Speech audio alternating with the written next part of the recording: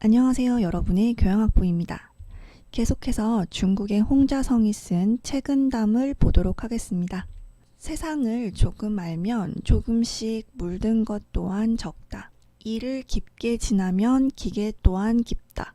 여기서 홍자성은 요 뒤의 문장으로 미루어 보면 세상에 물을 적게 들어라 라고 얘기하고 싶어 합니다. 세상을 알다라고 맨 처음 해석한 것은 건널 섭자와 세상 세자입니다.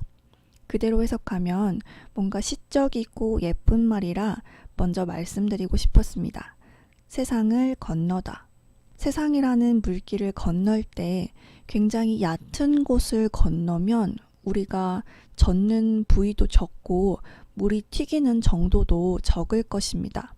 그런데 이를 깊게 지나면 세상의 경험이 많으면 기계 또한 깊다고 했습니다.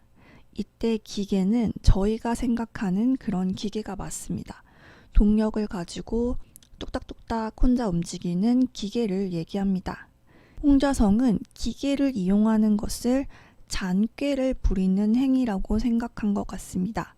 그래서 세상의 경험이 많으면 기계를 쓰는 것과 같은 잔꾀 또한 많아진다고 했습니다. 세상에 대한 경험을 물길로 비교한 문장입니다. 그렇다면 잔꾀나 기계를 쓰는 것이 정말 안 좋은 걸까요? 때로는 사용해도 괜찮을까요? 자꾸만 왜 그렇지? 왜 그럴까? 질문해 보시고 답해 보시기 바랍니다. 우리가 고전을 외운다고 달라지는 건 없습니다. 읽고 질문하고 답하고 또 때때로 익히는 것이 진짜 우리를 변화시키는 것이라 믿습니다. 다음입니다. 그러므로 군자는 그 숙련되고 통달함보다는 순박하고 우둔한 것이 낫다.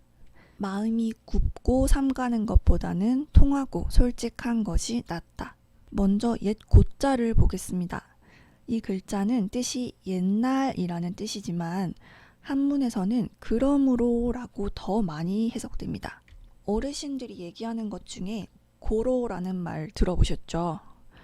옛 고자에 한국어 조사인 로를 붙여서 쓰는 말입니다. 고로, 그러므로 같은 의미입니다. 그러므로 군자는 그 다음 문장은 비슷한 두 문장이 대꾸를 이루고 있습니다. 학교에서 배운 건데 한글에서는 자주 사용되는 건 아니라 기억이 잘 안 나실 것 같아 적어봤습니다. 한문에서는 정말 많이 씁니다. 그리고 이 문장에서는 한문 문법 하나를 알면 좋을 것 같습니다. 알아두시면 좋지만 문법 같은 경우는 제 생각에 영어도 마찬가지지만 굳이 외울 필요 없이 한문에도 이런 게 있구나 하고 넘어가셔도 좋습니다. 책은담 편은 일단 목표가 한문과 친숙해지는 것입니다. 보통 여자는 뭐뭐를 주다 라는 뜻을 가지고 있는데요. 여기서는 뭐뭐를 보다 라는 뜻으로 쓰였습니다. 다음 불약에서 약은 같다 라는 뜻으로 쓰여서 합치면 같지 않다 라는 뜻이 됩니다. 이걸 A는 B만 못하다 라고 해석할 수 있는데 이게 평소 우리가 쓰는 말이 아니라 조금 어렵죠. 국어 능력이 조금 필요합니다. 이 뜻은 A보다 B가 낫다라는 뜻입니다.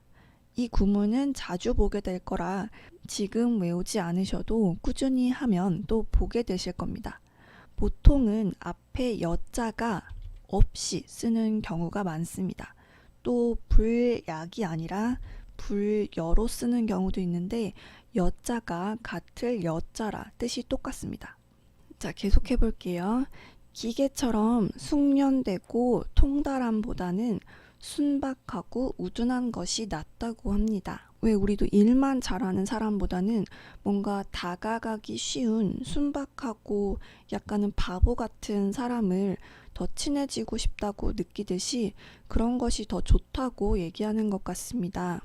또 마음이 굽고 삼가는 것보다는 통하고 솔직한 것이 낫다고 하는데 예의가 아무리 바른 사람이라도 나를 경계하는 사람보다는 뭔가 솔직하고 거짓이 없어 보이는 그런 사람을 신뢰하듯이 사람을 대할 때는 진심을 담으라는 말을 전하고 싶었던 것 같습니다. 세 번째 문장입니다. 군자의 마음은 하늘처럼 푸르고 해처럼 하얘서 사람으로 하여금 알지 못하게 하는 것이 불가하다. 이 문장에 하여금 사자가 있습니다.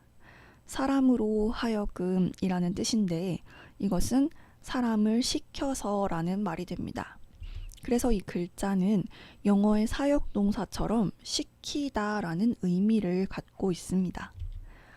군자의 마음은 하늘이나 해처럼 널리 그 푸름과 밝음의 영향을 미치기 때문에 사람들이 모르는 것이 불가능하다고 합니다.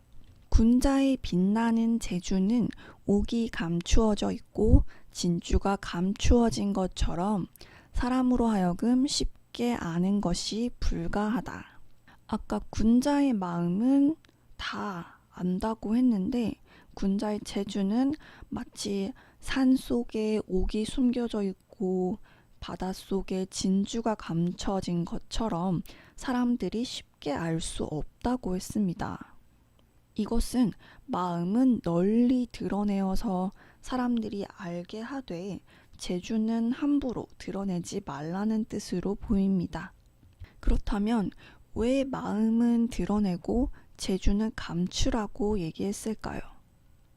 두 번째 질문입니다. 질문에 간단한 답을 생각으로라도 좋으니 고민해 보시고요. 글로 쓰면 더 좋겠죠.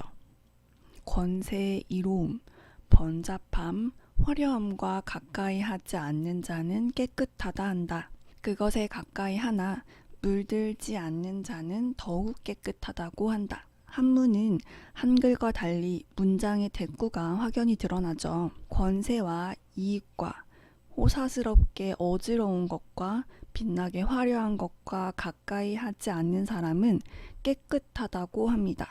그런데 그것에 가까이 하지만 물들지 않는 자는 더욱 깨끗하다고 합니다. 아무것도 없을 때 마음을 깨끗하게 먹기는 쉬우나 권세나 풍요로움을 한번 맛보고 나서도 달라지지 않고 깨끗한 것이 어렵다는 것을 얘기하고 있습니다. 자리가 사람을 만든다고 하죠. 똑같은 이치 같습니다. 권모술수를 모르는 사람은 뛰어나다고 한다. 그것을 알면서 사용하지 않는 사람은 더욱 뛰어나다고 한다. 아까 나왔던 기, 개 두 글자가 또 등장합니다. 홍자성은 잔꾀를 부리는 것에 대해 굉장히 경계하는 것 같습니다. 슬기롭게 잘 알고 잔꾀를 부리고 교묘한 솜씨를 부리는 것을 모를 수는 있으나 알면서도 사용하지 않는 사람을 높게 뛰어나고 고상하게 여긴다고 합니다. 제가 오늘 준비한 건 여기까지입니다. 제가 던진 질문 이외에도 더 생각해 볼 만한 문제가 있다면 스스로 질문하고 답할 수 있는 시간을 가지셨으면 좋겠습니다. 감사합니다.